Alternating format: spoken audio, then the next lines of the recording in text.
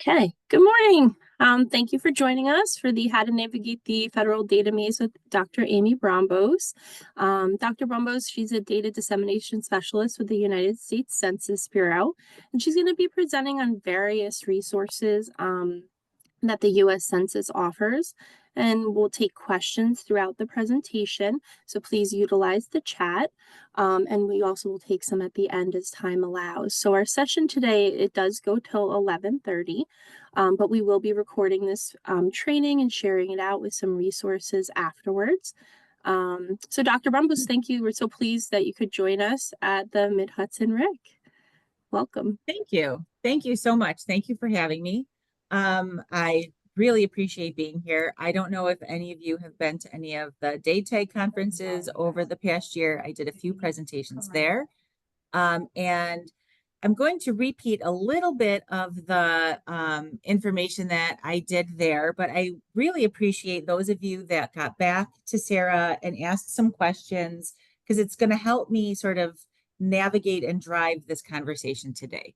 So some of the questions that you asked, some of the data that you requested that we go through, we're going to make sure that we touch on as we progress through this morning, this next hour or 90 minutes, 60 to 90 minutes. So as we go along, a couple things. One, please feel free to ask questions. Go ahead and type them in the chat. Sarah will interrupt as we go along. She'll ask me the questions that you have, to make sure that if I am in the middle of showing you something within one of our data tools, if I'm on a screen and I'm showing you how to navigate through something and I go too fast, or you have a question about something you're seeing that maybe I'm not doing, right then and there we can address it. So feel free to go ahead and interrupt. That's fine. I don't mind that at all. Also, this is being recorded, so you'll have access to that. And any question you might have that I maybe can't answer right away because it's going to take too much time out of today, I will make sure to answer and get back to you at another time. So within the next 24 to 48 hours, I will make sure I get back to you and answer the questions that you have that we might not be able to get through today. So let me tell you a little bit about myself, why it is that I feel like, and the people who brought me here today feel like I'm capable of talking to you about the data. I am a data dissemination specialist with the Census Bureau, but my past history is all in education. So I was a teacher. I taught biology and physics in the city of Buffalo for 13 years. And then I became an administrator. I was a data specialist in the city of Buffalo. And then I also taught at Niagara University. I taught courses in data use for continuous school improvement, strategic planning, accreditation, title grants, and really how to use data effectively to advance education, to advance academic achievement for those that wanted to become principals and superintendents. And from there, I started working with the Department of Education and then ultimately Census Bureau. So I cover all of New York State. So any question that you have about data, any federal data, that whether it's Census Bureau data or any other division of the government, anything that you have would come through me. So if you went through any chat group, any Ask Data portal, ultimately they would search you, they'd find out you're in New York State, and it would get sent to me. So now you don't need to go through those portals. You can simply contact me.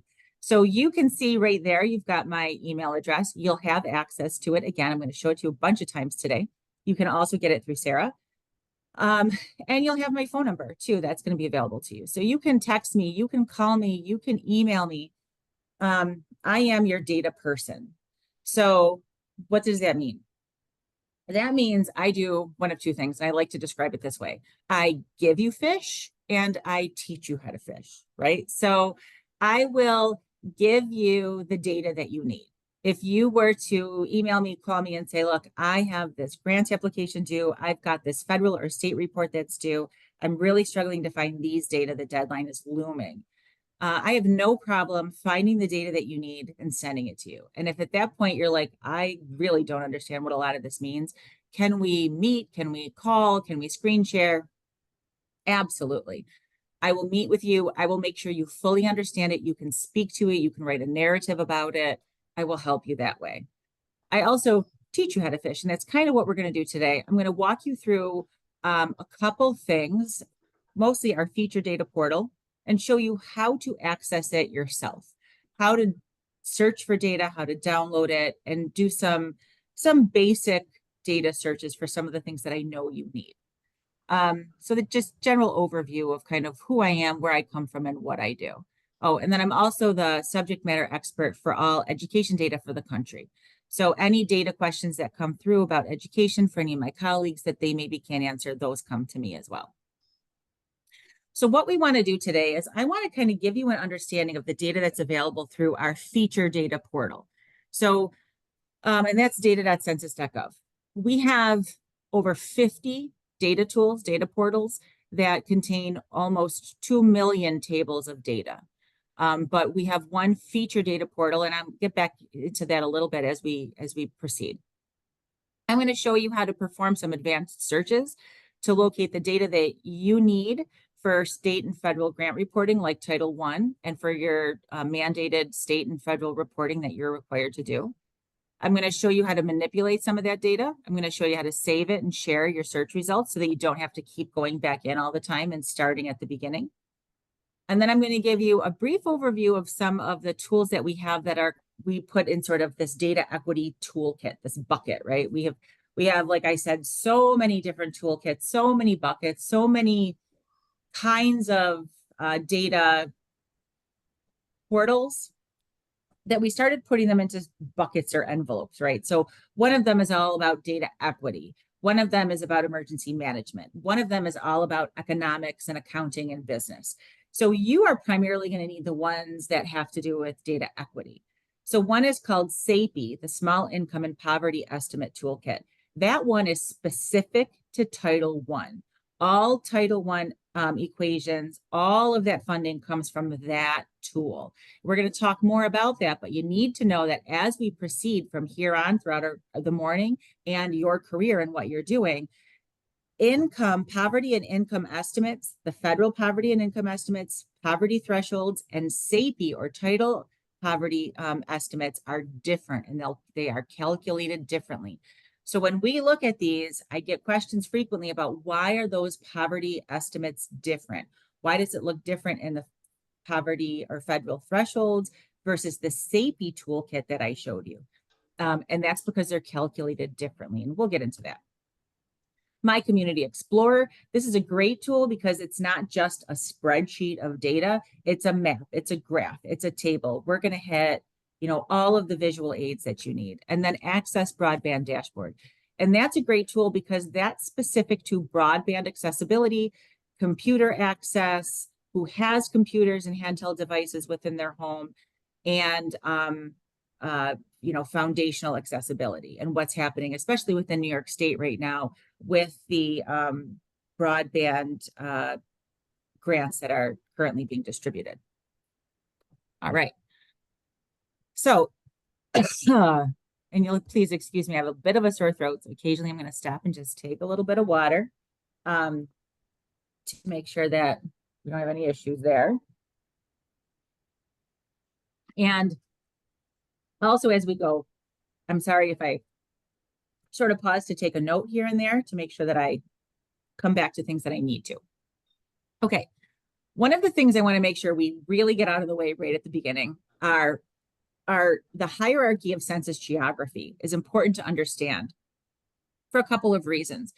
When we get into our search tools, we always break it down by geography and geographic level, and it will probably come as no surprise to you as data folks that New York State breaks down its geography different than almost every other state in the country. So you need to know how we do it, one, and two, if you get to a point where you're doing any comparative analysis, you're going to need to understand what you're looking at and how you're going to compare state to state, district to district, and then county to county with New York State or any of our surrounding areas.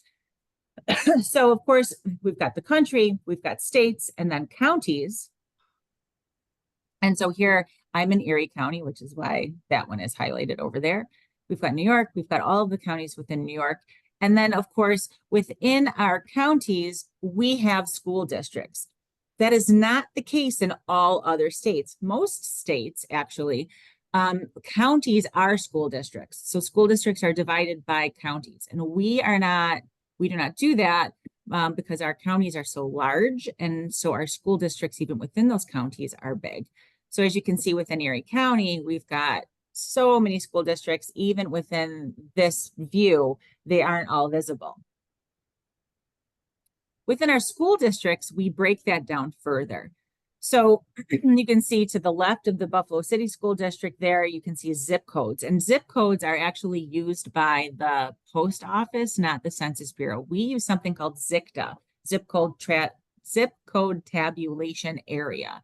And so you'll see that abbreviation when we look at our geographies. Now in New York State, we get pretty lucky because ZICTAs or zip code tabulation areas and zip codes that the post office uses, they correlate pretty equally. They're almost exactly the same. So we're not going to have a lot of confusion there, whereas in some other states we do. So don't let the two different phrases confuse you. They're pretty identical. And then within our zip codes, you'll see all those other numbers over here to the left. Those are tracts. So the Census Bureau does most of its data analysis by the tract level. And this is where we get into like small geographies. So these are neighborhoods of about 4,000 people. We go smaller than that. We'll go into blocks, we'll go into block groups. But for your purposes, this is probably as small as you're going to go is the tract level zip code. But you might want to stay within school districts. It depends on whether or not your school district crosses any boundaries and then what the grants are that you're applying for. If you are within a school district that sends kids to charter schools or private schools, you may be getting requests from them or from the state for data based on zip code or tract at some point for those schools or other districts. So that's why it's important. And I wanted to make sure I mentioned those things too. Okay. This is another key piece of information that I want you to know before we move forward. We also have to work with something called population thresholds. And this is extremely important because we are bound by law, 2 different acts, to guarantee the anonymity of every single person who completes any one of our surveys. So whether it's the 10-year decennial census, which, of course, everybody thinks census, they think the decennial census, the 2010, the 2020, the upcoming 2030 decennial census. 2020 had a lot of issues with COVID and questions that were raised. So that probably is one that's, right in your mind. However, we do over 130 surveys every single year. And there are surveys we do every year, every 2, every 5, every 7, and every 10 years. So of those surveys we do of families, there are also surveys we do of every business, and then individuals and schools and, so government agencies. So every person, every business, every school, every government agency, we have to guarantee the anonymity of those people, those business owners at all times. In order to do that, we work with something called population thresholds. So this means that when you start doing your data searches, if you're looking for a 1-year estimate of data and you can't reach that population threshold, the school district you work in, the county that you live in, or the geographic area that you're trying to search for has a very low population, you might not be able to get data for that 1 year. You may have to then go to a 5-year estimate in order for us to be able to make sure that we're protecting those people. And we're going to see what that looks like when we try to do 1 year versus 5-year. And that definitely is an issue as I went through and tried to do some searches for some of the districts within your counties. So we'll take a look at what that means for us. Okay, so here's sort of a view of what I'm talking about. Within New York State, we've got so many counties, but only the counties that you can currently see there that are colored actually have enough people in their populations to be able to give us 1-year population estimates for the number of people with a disability. So that are under 18 years old. So this is something that you probably would need, because we're looking at school-age children with disabilities. And we know that the first few months of school, there's a lot of reporting about disability. And so this is county level, not even school district level yet, but we can see percent by county. Right now, we're only able to get these counties at that level, or at that geographic level. We're only able to get these counties for this data by percent. However, we switch this over to a 5-year estimate or percentage for the school-age children, civilian population with any disability. And we categorize our disabilities by hearing, vision, cognitive, ambulatory, able to self-care. So you'll see what those categories are. But if we turn it over to a 5-year, or transition it to a 5-year estimate, we then can get data for every single county within our state, because now we can protect all of the people in the anonymity of those families and all of those little kiddos.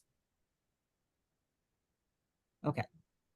Now, as I said, we've got over 2 million tables of raw data within our feature data portal, which is data.census.gov. And that's the one you see right at the top of this list here. We have then 54 different other data tools or data portals where you will find data hopefully interesting to you. But for you, there are a few that you will definitely need or want. Now, if you are not as excited about a data table as maybe I am, or some of your colleagues here, then some of these other data tools might be more useful for you than the one I'm going to show you today, data.census.gov. Our feature portal, data.census.gov, it's outstanding. It has so much data.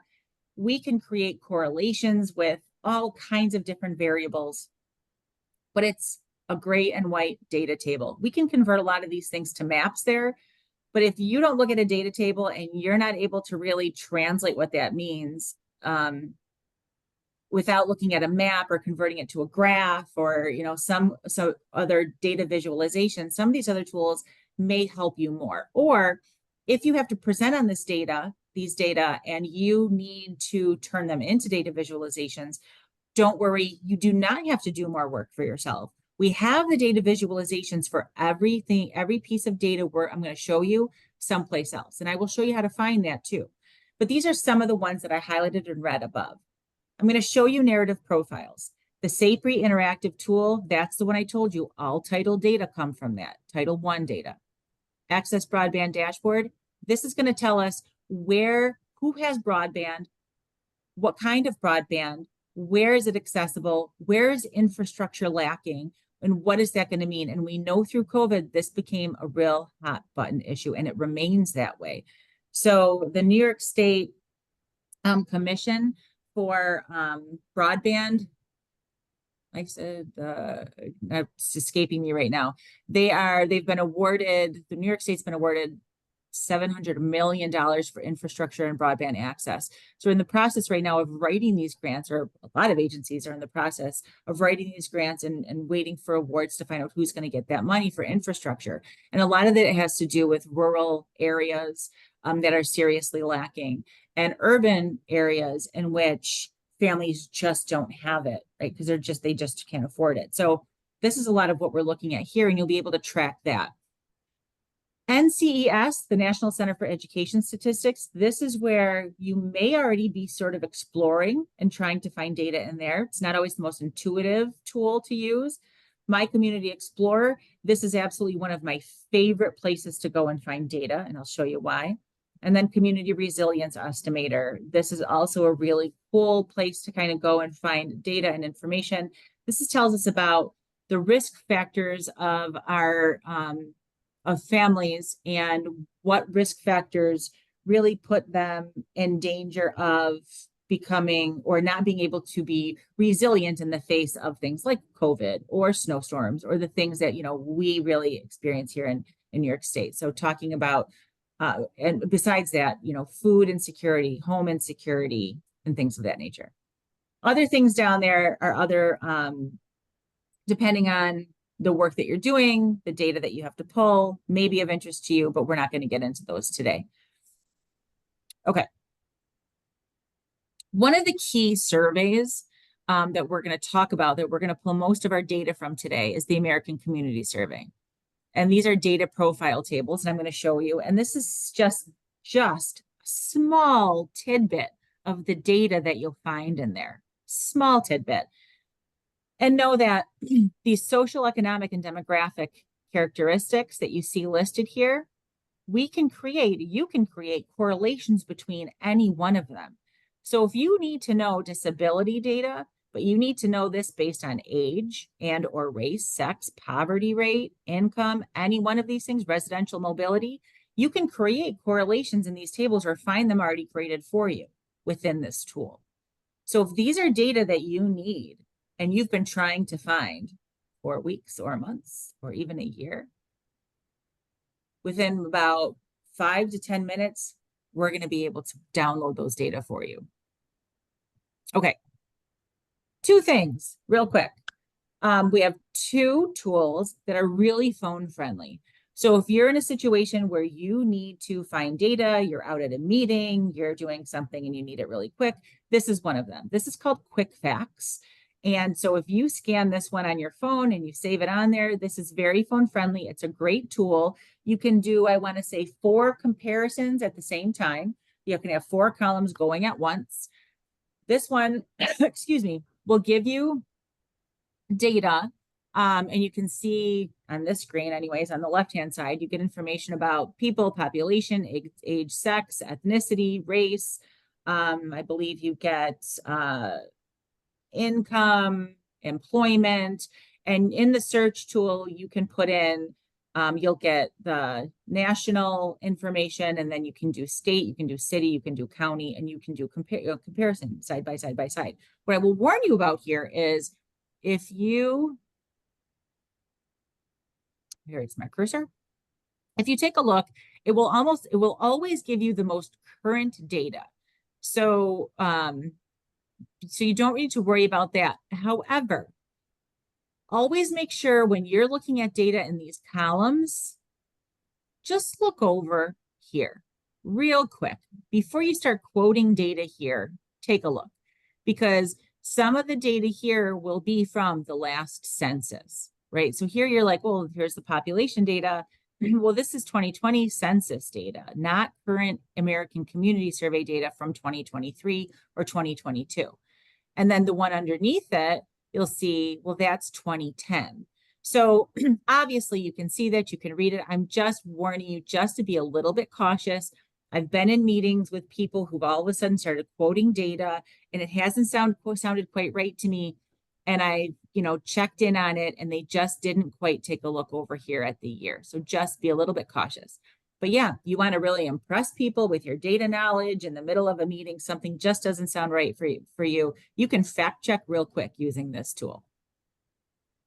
And this is another one, narrative profiles. Now this one is going to give you far more detailed information. And up here, this says 2017 to 2021. This is an old slide. I apologize. I should have updated it. It's more accurate than this now. But if you scan this one right now, I would tell you, do that. And then come up here to where it says use address lookup. And go ahead and put in your own address, your home address. If you put in your home address, then you are going to be able to find all of this information down here, all these subheadings, all this data about where you live. So you'll put in your address and then you'll find out, based on your address, what tract are you located in? What's your metro or micropolitan statistical area? What's your ZICTA, your zip code tabulation area? What's the place you're located in? Your county subdivision, your county, your state. So all of our hierarchical geography breakdown, what does that mean for where you are? And then for each one of those things, what's all of this mean to you? So you can find all this data for your address where you live using these narrative profiles. And this is very phone friendly too. It takes a little longer than the first one because you have to enter some data about what you're looking for, but I really like this one and it's very current. Okay. So quick facts, very phone friendly. Narrative profiles, also very phone friendly. Just going to take you a couple more minutes to search stuff. Okay, how we doing? Good. Any questions yet? We don't have any questions in the chat yet, Okay. but thank you. Then here we go. I'm going to skip quickly over these next couple slides, but I want to tell you what they mean because I'm going to send you this information.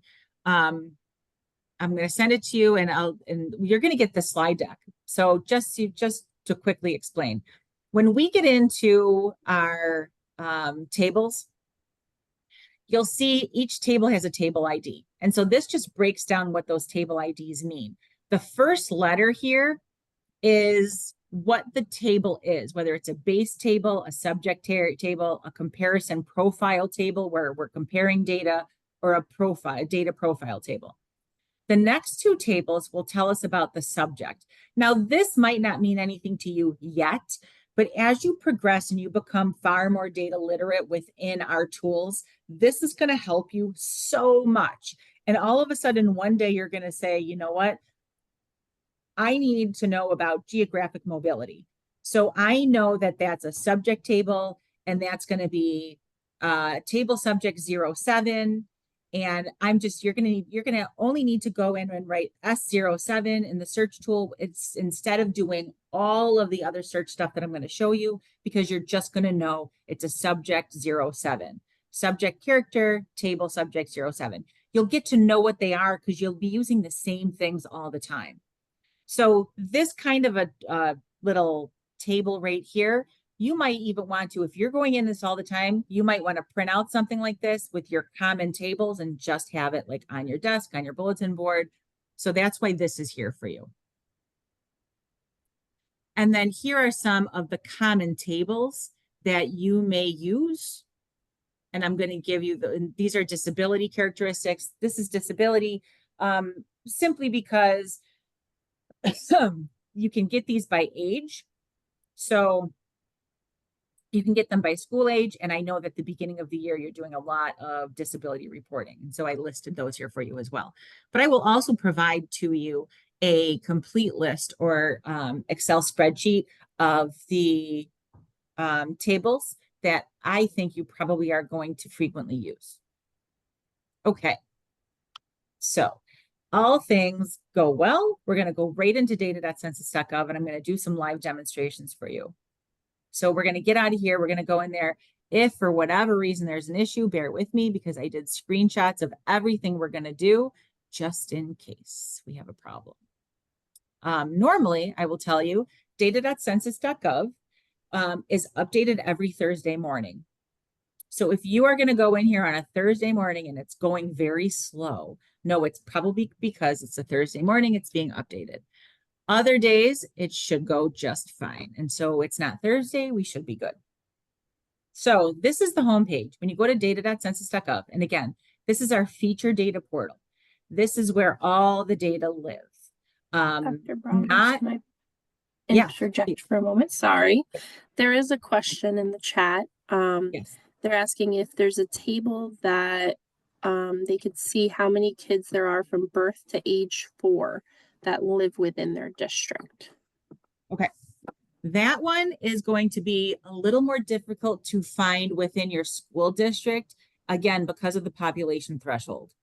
So while we can provide you similar data by state at that level, but not within your school district. Now, other agencies do not abide by the same terms that we do in the same laws. So in other agencies' open data, we can pull similar data. They don't necessarily do it by school district, but we can look at what zip codes and tracts are within your school district, and we can pull it that way. So I'm not going to go in and show you how to do that right now because we don't have the time to do that, but I will get back to you and show you how to do that. I can do a little video and I can send that out. Close out of it. Thank you so much. I turned down my volume and it's still loud. Is it coming through my computer? Okay. Oh, there we go. Sorry about that. So I'm just writing this down. Birth to age 4. I know preschool data is heavily requested. What we're going to see is up to, depending on the populations of the data that we can pull and the number of people within that demographic, what you're going to see is birth to age 5, and sometimes birth to age 6, sometimes birth to age 4. And those breakdowns of ages depend a lot on, again, the population of that area that we're going to take a look at. If we're lucky, I'm going to say this and then just know that there's exceptions to every rule. If we're lucky, we can then sometimes, if I scroll down here on this cover, on this main page, here's microdata. So microdata allows me to go in, or would allow you to go into microdata, and it allows us to sort of write a little bit of code and create our own tables. So if in this case, instead of saying, you know, if it tells us it's only like birth to age 18 or grade ages, you know, 6 to 18, if it's going to give a school age only, then for school district, we can sometimes go in here and writing code, I can break it down and get age by age, like birth, age 1, age 2, age 3. I can sometimes do that. But that, and I will tell you there's exceptions to every rule. It always depends on the kind of variables I'm trying to pull by that age. So I would say this would be a case by case basis, but we can try. I'll always try. Okay. Okay. So let's go ahead and get in here and see what else we can find out though. So this is your home page. I'm going to tell you always start right here with advanced search. So it takes us into this page here. Now, over on your left, it starts with geography. And these are our most common geographic searches over here. And you'll notice we've got nation, state, county. County subdivision, again, like I said, New York State uses geography different than other states. And then underneath here, we've got place, and you see metropolitan, micropolitan statistical area. Let's say you want to get like a city within the school district that you live. In New York State, we call those county subdivisions. So you would find that here, but that's not what we're going to do today. We want school district. You'll see that's not listed here. It's not listed here because it's not one of our most common geographic searches. So we have to go down here to all geographies.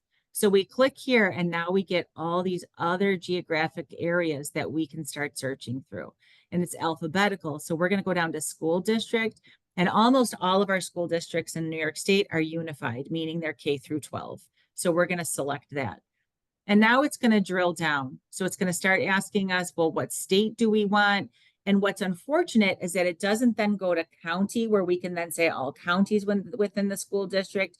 It just goes to school district. So then we have to select each one individually. So when you start doing that, and I'm going to tell you for the sake of time, I already went in and I did that here. So I did here all of the school districts within Sullivan County are here within this search tool. Now, I want to tell you this, though. As you start putting in your searches, let's see, so if I go to school district, I'm in New York.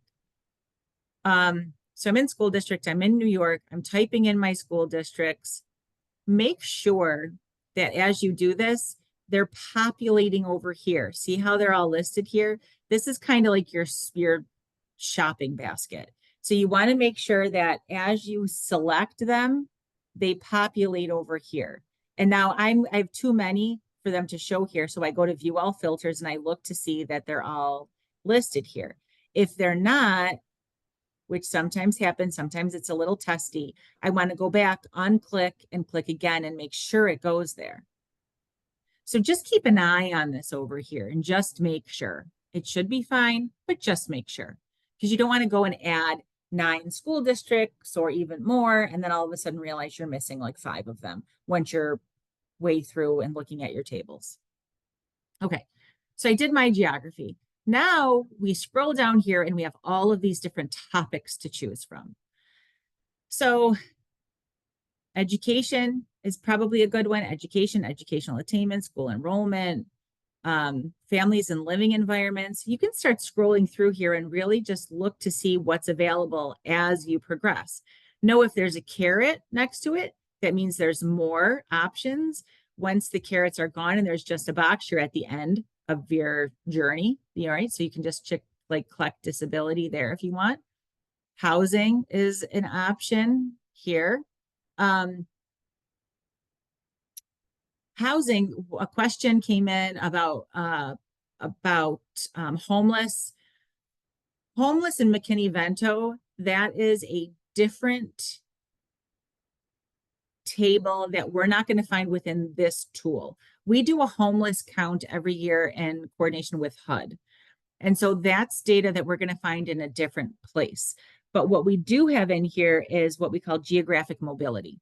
And so we'll take a look at that. Geographic mobility then tells us how people are moving, where they're moving, within county, within what geography are they moving. Because we know that even for McKinney-Vento, within your homeless counts, we're looking at, are people like living on each other's couches? Are they living with relatives? Where are they living? And we can also look at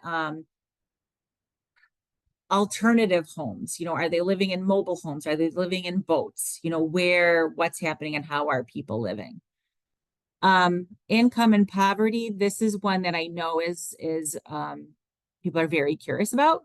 And that one came back from a lot of people as one of high interest. So we're going to go here. So under topics, we're going to go income and poverty. Now here, I'm going to show you a couple things. We can keep going with all these different carrots, but just keep in mind, the more topics you select, the less you're going to get as search results. And sometimes that's good, but sometimes we want to really see what kinds of options are going to be available to us, right? Just how many things can we find? So if we simply click income and poverty and we leave it at that, you can see we get 330 results over here to the right. Now, if I came in here and it was my first search and no results were popping up here, because if you're coming along with me here, this might be the case for you. Down here, there's a little search button that sometimes you have to click first. Sometimes it's not there and they automatically pop up for you over here. So I click income and poverty, I get 330 results of tables. So let's take a look at some of the options that we're given here. This subject table, income in the past 12 months. And then we have mean income in the past 12 months. Now also notice this says inflation adjusted dollars, which will be important if you're doing a comparative analysis year to year to year, because we know that will change. Here's poverty status in the past 12 months by age, income, ratio of income to poverty level in the past 12 months. So that's at what level of poverty are these families living or people living? Are they under? And you'll see this if you're doing reports that are asking you, how many families do you have that live under the 150% poverty threshold? That's your income to poverty ratio. Now, I want you to look at something that's going to be very important for you. We talked about that population threshold before, right? Now look here, income in the past 12 months. So this tells you right away, this is 1 year data. These are 1 year data. Unless we click down here and we see this is giving us a 5-year estimate table. So this is going to be okay for you to go and search. So underneath here, we'll tell you view 13 products. We can come down to the next one, mean income in the past 12 months, to go ahead and take a look to make sure you're going to get 5-year estimate data. Poverty status in the past 12 months by age, 6 products. This one again, now this is 1 year supplement estimates. So when we see our past 12 months, we're thinking 1 year. Some of these are going to be 1 year. Some of these will give us 5-year options. So just make sure before you select it, you're going to be able to get data for your school. Now let's choose this just so I can show you what's going to happen. So this is giving us 1 year data. So when I select it and I asked for Sullivan County and all the school districts within Sullivan County, only Monticello has enough students to give me data for this particular table. So if you get here and you're like, where did my school district go? What happened? There's no data. Why are there no data? Then you can go ahead and come up here too and check this. So I click down here and I go, oh, I see. There's only 1 year estimates. That's why. All right. So I'm going to go back to my results. And now I'm going to go ahead and I'm going to try to find, I need a 5-year estimate. So this one, S1901, that's going to go ahead and give me a 5-year estimate table. Now, I don't have to click this 5-year one. I can just click the table here and it automatically will give me the most recent data. And now, if I get rid of margin of error, you can see there's margin of error. I'm getting rid of it just to clean up my table. You can see this is telling me the income, percent allocated. Now that's not poverty, and that's probably what it is that you want. Here's family income, median earnings. So we can keep looking. So what I want though is probably poverty status. So again, 12 months, poverty status in the past 12 months. And you can make this bigger to take a look at what the full titles of these tables are. But is it going to give me 5-year estimates? It is. So poverty status in the past 12 months, but here's poverty status in the last 12 months by family. Let's take a look at that one. So here we've got total family and then percent below poverty level. This will also tell us married couple family, female householder, so female single parent. And then we can look at families with related children. We can look at this by race. We can look at this, did the head of household work? Is the head of household 65 and older? Did the family receive SSI or cash assistance? What's the educational attainment of the head of household? And this one right here is, I think, important to know as well. Did they have, are they less than a high school graduate? So 24% of the families in Sullivan County who are below poverty level have a head of household that does not have a college or does not have a high school diploma. We can look here and find number of their own children that are under 18, number of people in the family, number of people who work in the family, income deficit, whether it's owner occupied or renter occupied. Now here's where we can get to the poverty ratios, but I want you to take a look at this.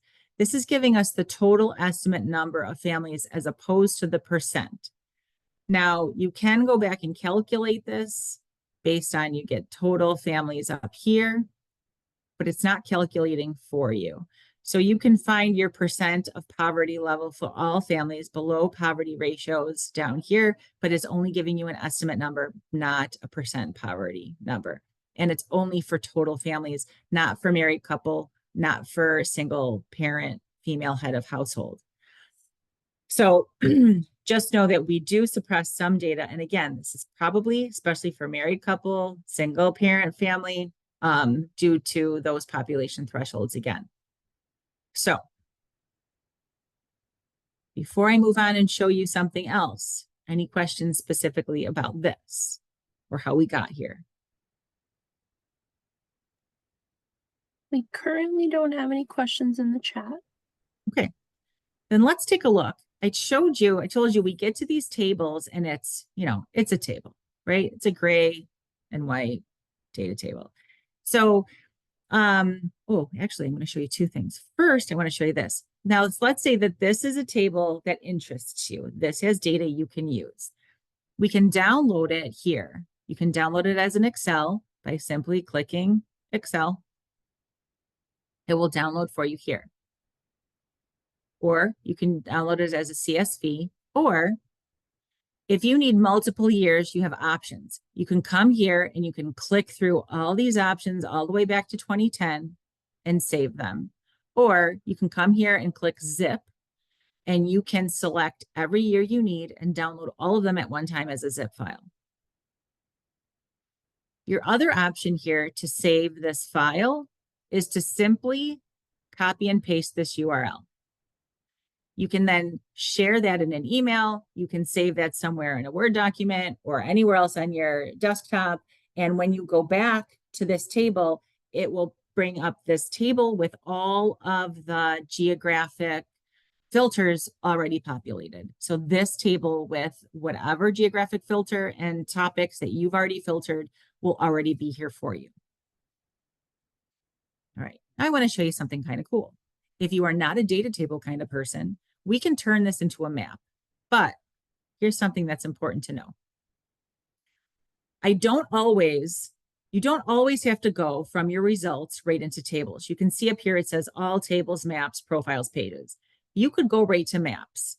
And this will give you your options of looking at some of these data based strictly at the map level. I don't recommend that, and I'm going to tell you why.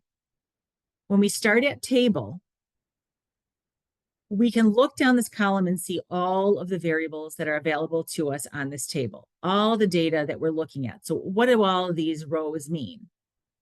Now, if I go to table or map, the map will always populate for us with the very first row of that data table.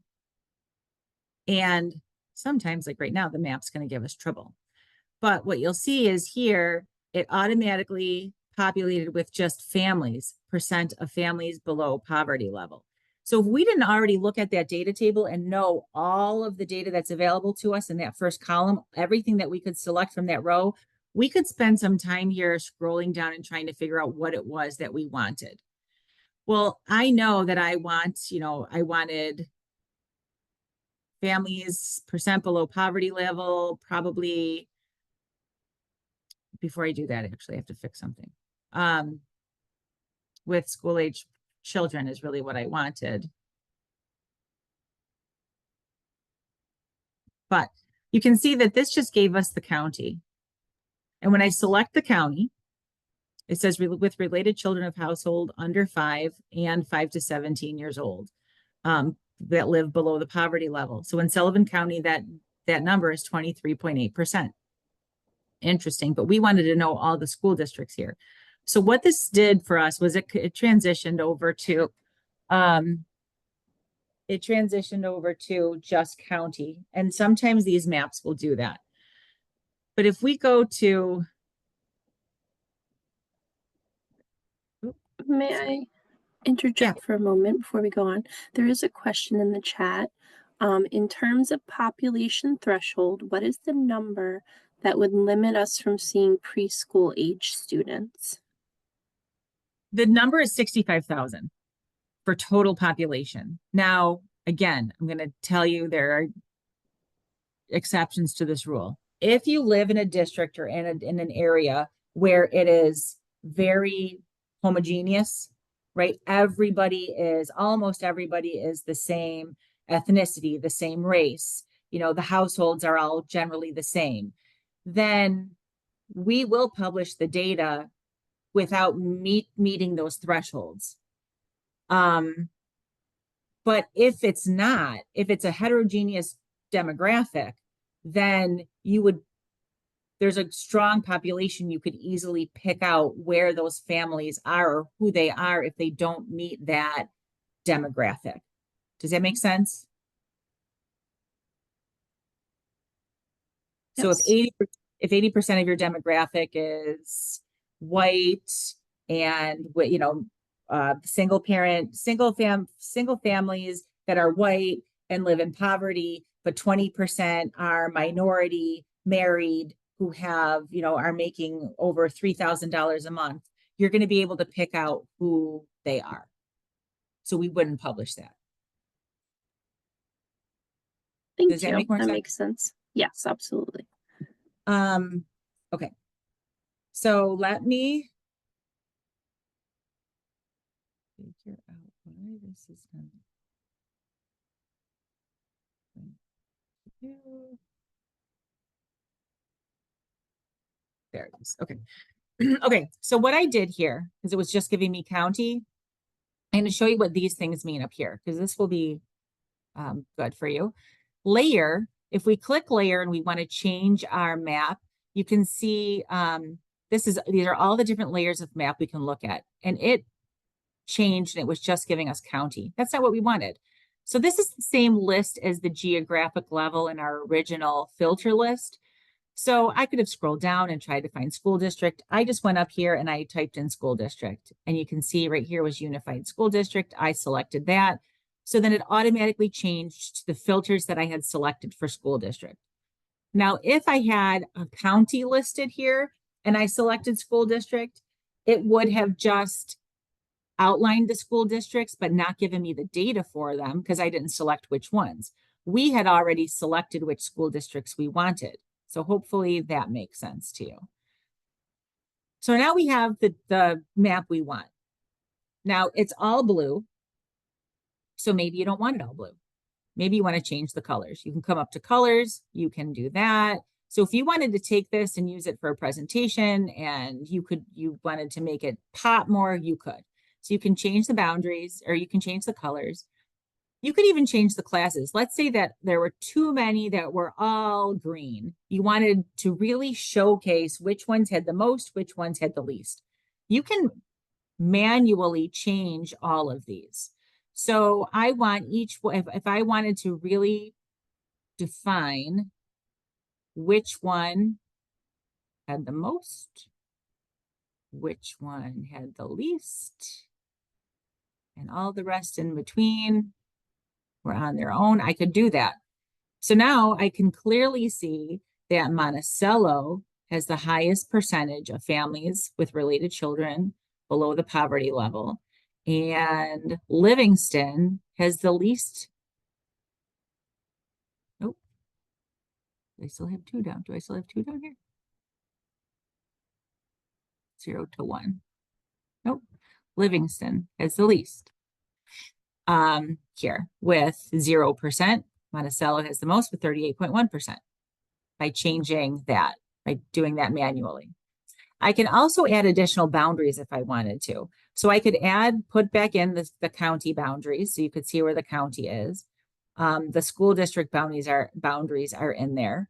If I wanted to know, well, what zip codes are in there, I could add those. It's getting a little busy. If you wanted to know more about census tracts, you could add those if you needed to know what those were. And as you scroll in, you'll see the numbers will start to populate as well. So you can add and take away all these different boundaries within these maps if you wanted to. Now, let me show you something that I love about this. You can see here, as I click each school district, it gave me the data I wanted. So I wanted this map to show us the number of families with related children below the poverty level. The percentage for Monticello School District is 38.1%. Then it says this, view profile. I'm going to click this. Now this gives us a narrative profile for this school district. The narrative profiles, and this was what I showed you, what I said was a very phone-friendly tool before, and I said, put in your address, and it brought up your address, and you could get the profile on your phone of your address or a county or whatever. For whatever reason on that tool, you're not getting school district narrative profiles that way. It's not allowing us to do that, but we can get them this way.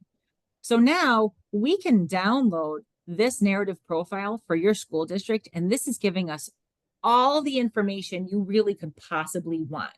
And it allows us to dive further. You can go down any rabbit hole you want using this narrative profile if you make sure that this button over here that says display sources is clicked. If it's not, you see that all those little blue table ID numbers went away.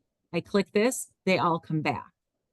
This is important because as we scroll through here, now you can see there's all of this information about population and people, employment, housing, race, wealth, education, income and poverty. And as I scroll through, you'll see more detailed information. You'll see data visualizations about all of these data, languages, native and foreign-born, older populations. Here's residential mobility. So how many people are moving from other states? How many people are moving from within the county, within a different state, from abroad? How many veterans do you have? How about income and poverty? So you're going to scroll through, and here are all your subheadings up here. You can even just click to one and it'll take you to it. Now, excuse me, there is a question from the prior map. They're wondering if the data is this clean for school districts that cover multiple counties. Yes, because it's by school district. Okay. Mm-hmm. Thank you. Yep. Sure. So now, if let's say I'm back to populations and people, I want to know, or well, let's go to education. So I want to know, well, this is interesting, but I want to know more information about these data. I want to know about education, bachelor's degree or higher, bachelor's degree or no, in New York State. No, I don't really want to know about that. What do I want to know? What do we want to know? Let's see. How about health? Let's do this. All right. I want to know more about disability. And here you go. As I told you, we break it out. We break your disability data out into these categories. Hearing, vision, cognitive, ambulatory, self-care, and independent living. So I want to know more about that. So now see this table ID. If I click that, it will take us right to the table, and it's giving me these data for Monticello School District because I was in that narrative profile. So now I'm going to get the data on disability or characteristics for this district. I'm going to get rid of margin of error just because I want to clean it up. So it's going to tell me the total number of people in this district, how many with a disability and what the percentage is. So by sex, by race, by age, by type of disability, and by age. And then it'll break that down further. So we can really take a look at those data. Now, what's nice about this tool is as we proceed from our data table and our search through a narrative profile, and then from the narrative profile, we want to go back. It doesn't eliminate our original search and our original, filters that we originally selected. So if we scroll back through, you can see that my filters are all still here. It didn't get rid of that. So we don't have to worry about any of that. Okay.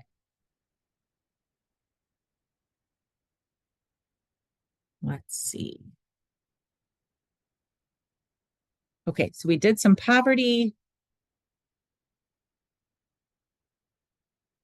Let's see, oh, it's almost 11 o'clock. Okay. Okay, this one is another one I want. Okay, here's what I want to make sure I show you this one. Okay, let's go back. Let's take a look at this.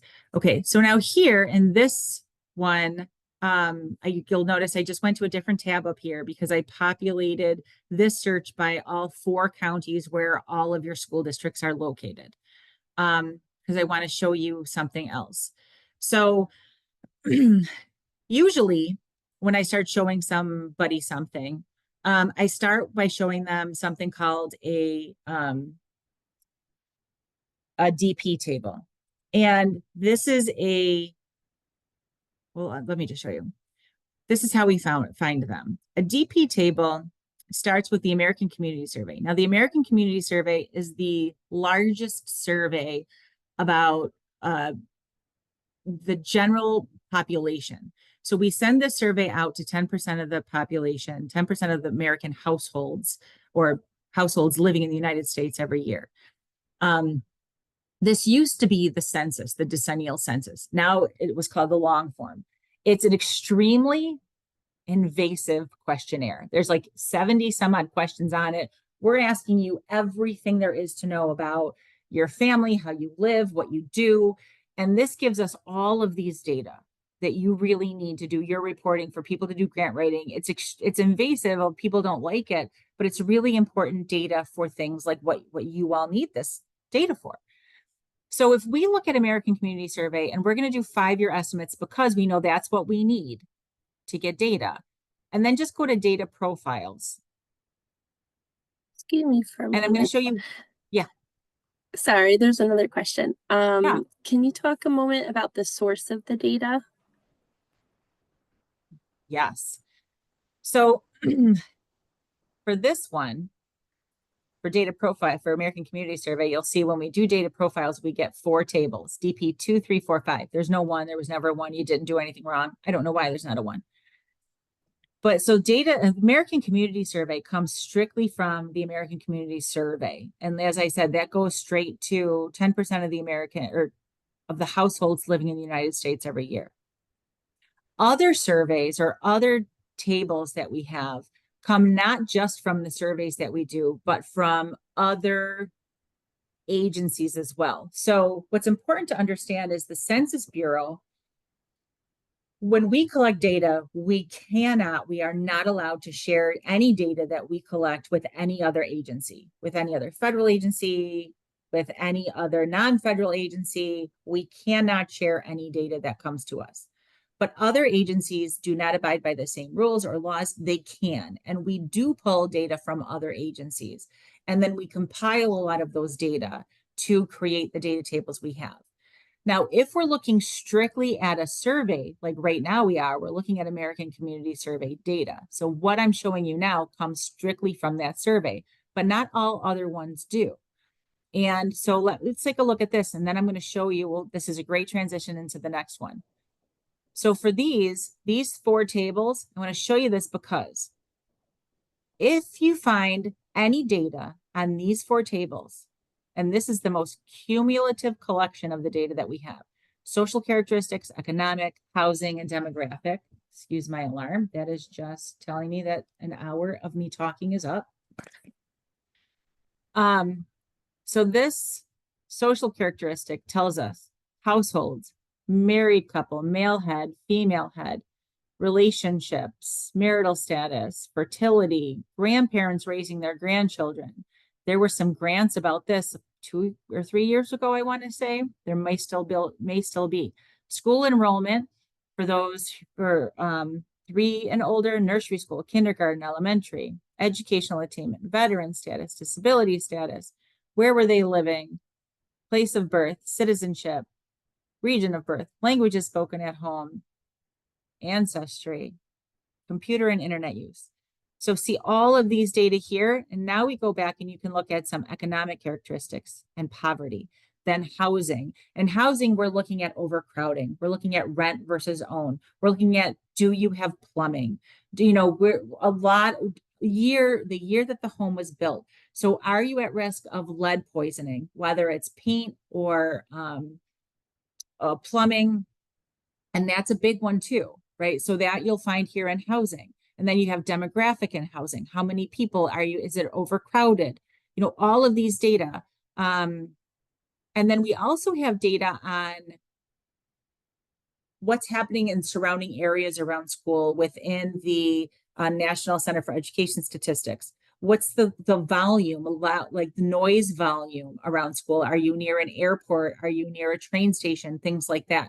Why I'm showing you this is because I want you to know that when you look at these 4 tables, this is cumulative of all the data we have available.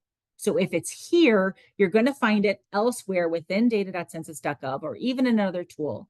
And you will find tables where we correlate any one of these variables with any other variable.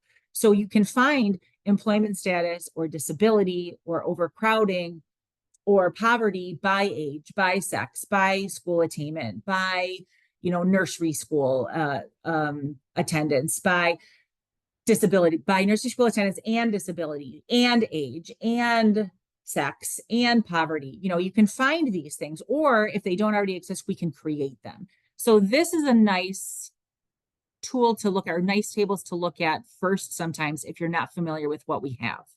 And you can do these by school district as well. Now, the question you had about where did data come from? Let me go back to this real quick, to my presentation real quick, because I want to show you this.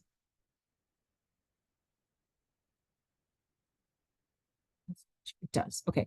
So, no, wrong.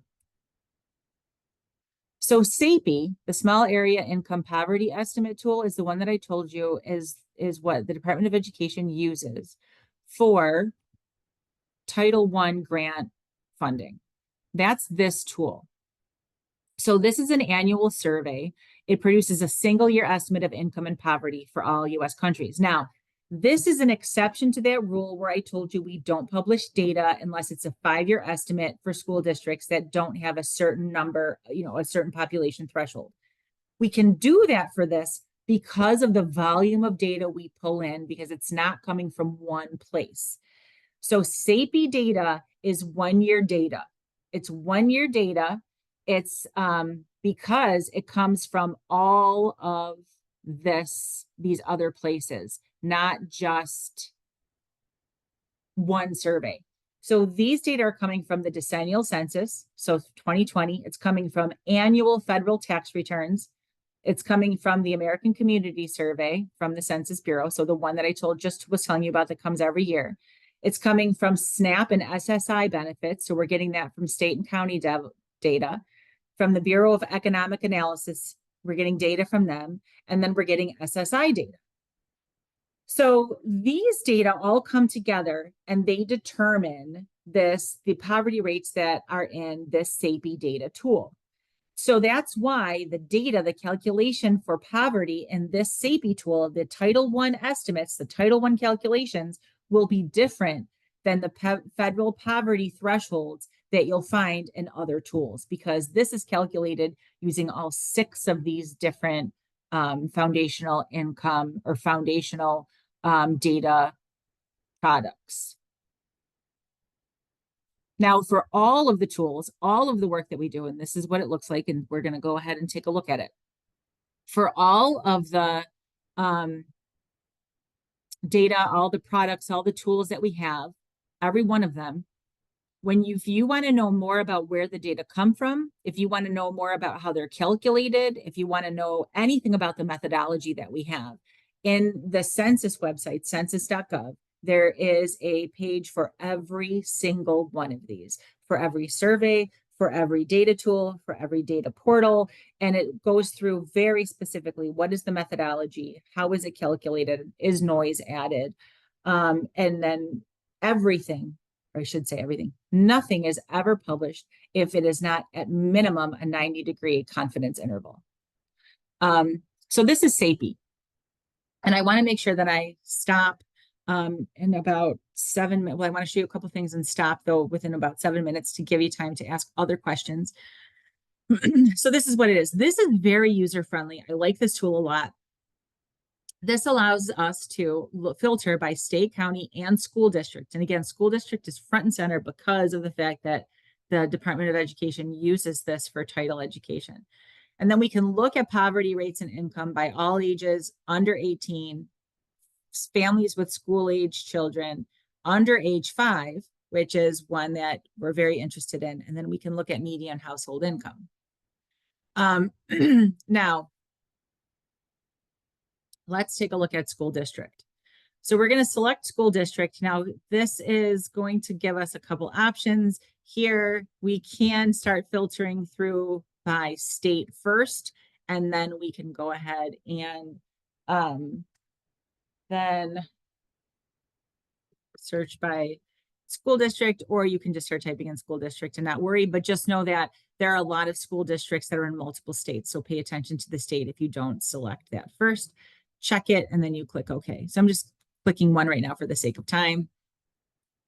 So we scroll into our state. You can see way down there, it's highlighting our school district. And it's, if we hover over it, it's telling us 13.6% of families with kids ages 5 to 17 live in poverty in that school district. But if I keep hovering over other school districts, you'll still see the data will populate there. It'll highlight it in the map. I can download this map here if I want to. If I click this, I'll get just the map on my screen. Over here, tells me my page is not responding, but it seems to be okay. Okay, over here, I get the same information in a graph. Now, if you look over here, you'll see that there's this gap right here from 2004 to 2005. This is because we transitioned the surveys and where we were getting the data from within this year right here. So that's why that there's a break. But otherwise, we can go ahead and you can run across here and see, well, this is interesting. Between 2008 and 2010, there was a significant increase. So now we want, these should always be leading you to other questions. And your primary question should always be, well, why? What happened? What led to this? And so now we should kind of, if we're already in this role, this data role, we're sort of research minded, right? So what do we know generally leads to things like poverty? And so we kind of can go back and we can look then using these data equity toolkits. Well, what kinds of things could lead to that increase in poverty? Did we have, what was happening in employment at that time within our our school district within that area, or within our county, because we know people don't generally work just right within that school district area. Was there something going on with employment? Was there a pandemic? Did something happen there? So we start asking why and try to figure out what was going on here. And then there was another big dip here. So we can take a look at all that, come down here, we get a table, and we're going to get the data for 5 to 17, 5 to 17 for families.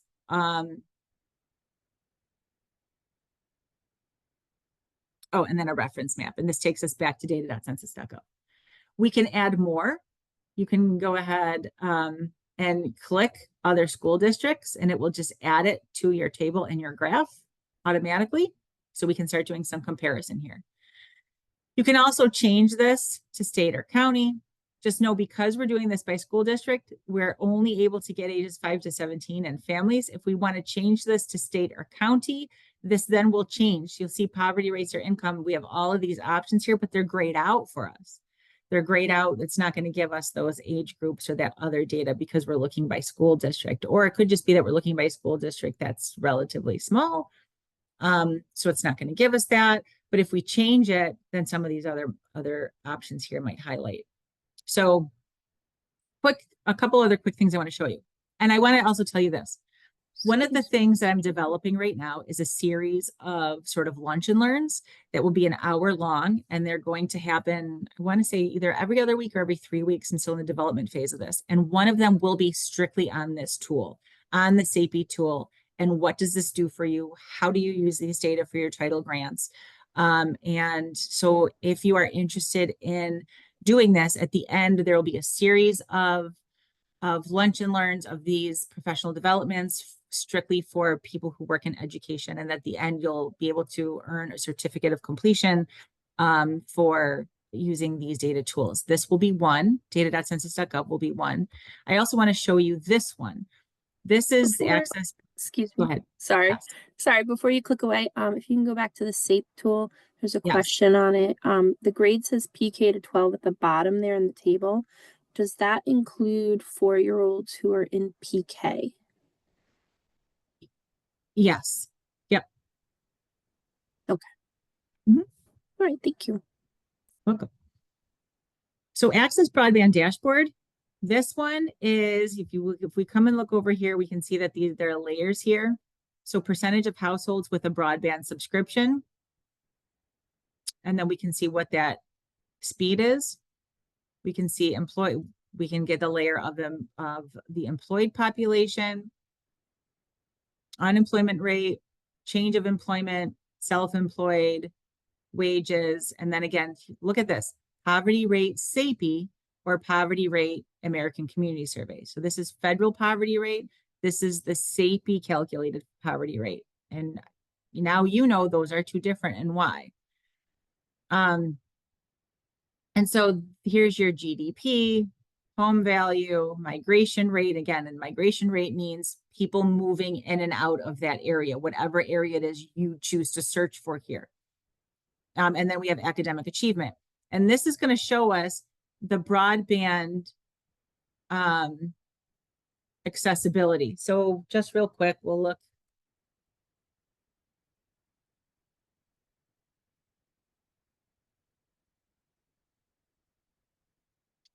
So here's Sullivan County. Whoa, it's sensitive today.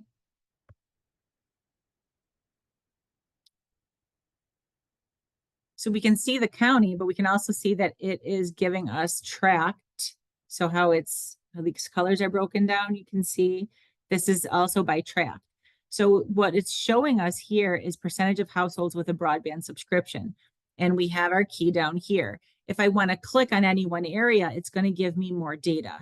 So this is telling me within this tract, household 83.8% have a broadband subscription. It gives me the employment rate. It gives me the unemployment rate. I can keep scrolling through here. I get a SAPI poverty rate of 17.1%, but a federal poverty rate of 14.1%. You can see home value. You can see percentage with a bachelor's degree or higher. And this is page 1 of 2. I can go to the next page and look at further data. So this will give you specific information about all of these layers and all of this information. And a lot of this is and again, it's specific to broadband access. So this is another tool. And then the third one I wanted to show you is called My Community Explorer. This one is one of my favorites because this gives us data and information about risk factors for families and households. But it also gives us information about things that are going on in our communities, as far as you can see, weather-related emergencies and things like that. So if you've got a, and then it tells us how many, like what's the percentage of the population in that area that have 3 or more components of social vulnerability. And so those components of social vulnerability are this. So these are the risk factors associated with social vulnerability. And so that's no broadband internet, poverty, a single caregiver household, communication barriers, no year-round employment, disability, no health insurance coverage. And so we know that all of these risk factors of social vulnerability are also risk factors for academic achievement. And on top of this, no broadband internet is bubbled up bigger here because these risk factors are risk factors that for broadband access. So these are the 8 risk factors that mean if you meet any of these or all of these, you probably also don't have access to broadband.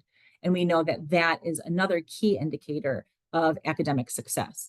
So, you know, there's a lot here. There is a lot of data. If you want to do, there's all of the data you could possibly need for your state and federal reporting, for your grant reporting, but then also for your strategic planning, for your budget forecasting, but really specifically strategic planning as you look forward. We know risk factors for academic achievement. We know what research and data tell us, and we've got the data and the historical data for your school districts and your counties that will tell us we've got this issue in our community that really dictates academic achievement or lack thereof. And so that might be something we have not addressed, but we need to. And you can really look at where you're focusing your attention. The other thing real quick I want to show you is this. We have something called statistics in schools. This is probably not something you as data people will use, but it's something that you can share with the other people in your school districts. Statistics in Schools is created by teachers for teachers, and it brings data literacy and statistics into every single classroom, every subject area, and every grade. And they are full lesson plans. They are interactive, they involve videos, they involve games, they involve sing-alongs for little kids, and they are up to date. They involve key issues going on right now, obviously a lot going on with the election. And so this is a great tool, and I highly encourage school districts to use it. And here is my information, but I want to open it up right now for any questions that you have. We've got about 11 minutes left. If you want me to go back and look at anything, if I can answer any questions for you, please go ahead and answer, but write down this information, take a screenshot of it so that you have it.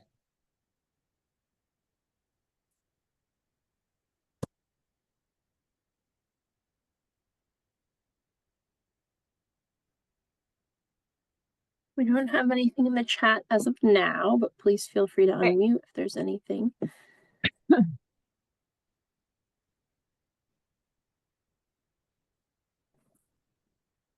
Right. Well, if that's the case, then I will show you. I will show you some of this.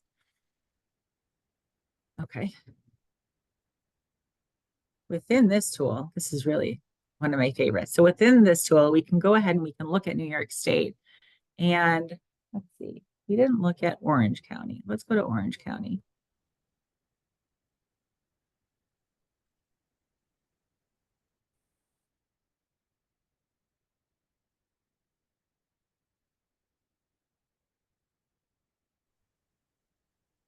But we didn't know what to expect. No, I didn't at all. No, you almost convinced me not to do it. But I remember last time when I'm like, that's some good data. Is there a Okay, question? Somebody unmute? Okay. All right. No problem. Sorry, please continue. So now, like within Orange County, this is one of the things that I find really interesting about this. And I always like to draw attention. Within Orange County here, we can look at this key and say, well, if it's sort of this bluish green, well, this says we've got an estimated population with zero components of social vulnerability. So let's see, where's that list too? And we talked about kind of what those were. And the more red, and then yellow says 1 to 2, red is 3 or more. You're like, oh, well, look at these communities. It's green, this is yellow, they're not doing too bad. Scroll in, because we're talking about on average for, a county. So if we scroll in, we get to see a little bit more about what's going on. And so now we're seeing these areas that are a little darker yellow. We can see some more that are red, and we can get some other information about, well, what happens here? So we've got an estimated population here with 3 or more components of social vulnerability. This is a little darker red here. So what's going on? And again, these are questions we should be asking, right? What's going on? Why? And we can click on these areas and it should be able to give us some more information. We always have these pop-ups that come up, right? So we find out this is a tract where 41.6% of the residents have 3 or more components of social vulnerability. So, well, which ones? And so this is going to start giving us some more information about what those might be. Or we can come down here and remember those profiles I showed you in the other tool in data.census.gov? Well, here's a tool where we can look at those same profiles, but now we're looking at it with data visualizations. So where I'd said before, sometimes we're not all really eager to look at just this spreadsheet, right? Some of us really want to look at maps and graphs and data tables, and it's just better learning tools for us. This is where we have that option here within My Community Explorer. So I can see a map, I can look at this income to poverty ratio here, and I have this now in this other data visualization. I've got this aid, and it's the same data.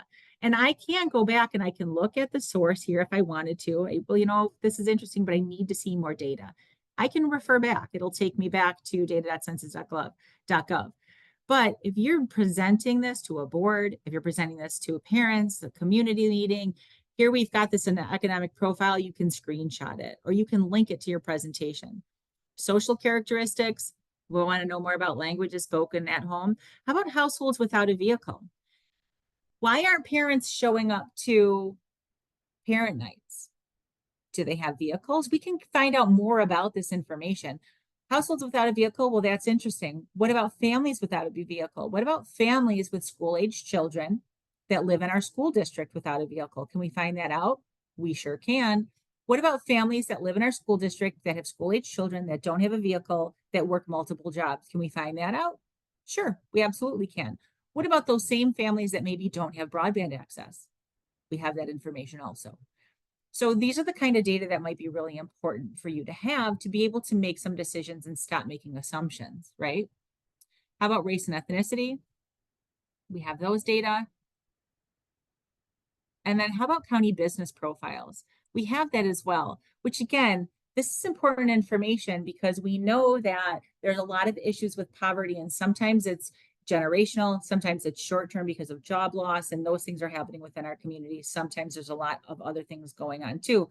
But business profiles and economic information is equally as important for us in education as it might be for those in the economic sector or the political sector as well. So it's still important for us to know where to find these data and make correlations in case we need to. So this is a nice tool. It gives us a lot of other information, and it helps us to really understand what's happening in our community because, what's happening with our kids is not just within the 4 walls of our institutions.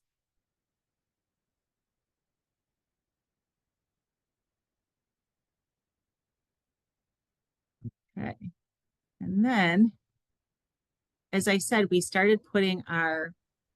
Amy, this is Pam. Yeah. Okay, just curiosity, just because I'm kind of a data person. So the statistic about families without a vehicle in a rural area, that certainly is going to be indicative of an issue. Sure. But what happens like if you're in a metropolitan area or a big city with public transportation?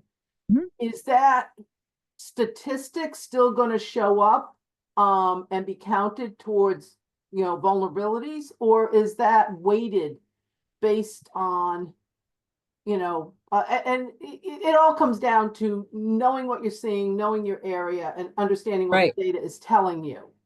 Right. Yeah. But, you Well, know, in that New would York be my City, you're gonna have a answer. high percentage of people with no vehicle. Sure. So Um, if you're in an area where you have public transportation, then what the table will show you is families without a vehicle. Well, it shows you families with number of vehicles within a household. It's got the number of them. And then it will say without a vehicle. And then it will say public transportation, access to public transportation. And then it's got families who, and forgive me because I can't remember exactly how it's worded, but it will have families who commute using, you know, how it's worded, being like Lyft, Uber, or taxi, or public transportation, and then it will say metro, bus, train. Then it goes down to bicycle, walking. It breaks it all down at yeah. that level. So it was just kind of a, you know, the data point in and of itself doesn't always give the whole picture, you know. Correct. Yes. So Yeah. just, but in most of our cases, there's a lot of rural here, so families without a vehicle certainly would be something to be concerned about too. Yeah. Yeah. Great. And I was working in the Franklin, Essex, Hamilton BOCES last week, and again, very rural. And, you know, also they're having a bit of difficulty getting families involved in stuff. And when we looked at the data, we did find that there was some transportation issues, and then a number of single parent families where they're working multiple jobs. So, you know, and then broadband access is a huge issue because infrastructure, there's just a lack of infrastructure. So, you know, if they're choosing to communicate using email and text and the parent portal, but there's a pretty high percentage of families that don't have broadband and don't have computers. So they're just being left out, you know. So a lot of stuff like that if you're not aware, you know, if you don't know what you don't know, as far as what kind of data are available or accessible, or, you know, and then we all kind of get into this mindset sometimes that everybody has kind of what we have, right? And we really need to be reminded by looking at the data about our districts and the families that are within them, that that's not always the case, right? So it's important. These are important data to look at. And as we look at equity, as I said, we sort of take our toolkits and we put them, or our tools, and we put them in these sort of buckets. And this is the one about equity, called Advancing Data with Equity. And if you ever were curious about data and wanted to scroll through here, you could see and play with a lot of them. There's broadband, there's digital access, there's income and poverty, there's an interactive tool, a map. This pulse survey here tells us about people's feelings about anxiety and depression and stress, and whether or not they're fearful about not having food or housing. We've got this one on Opportunity Atlas, is were you raised in poverty, and what's the likelihood if you stay in this area, you'll be able to come out of it, sort of that American dream. You know, a lot of these tools. And then of course, at the end of these pages, we've got little data gems or little videos on how to access them, should you not want to call me or just need a quick 2-minute refresher. So that brings us right to 1:30. Again, here's my date, here's my information.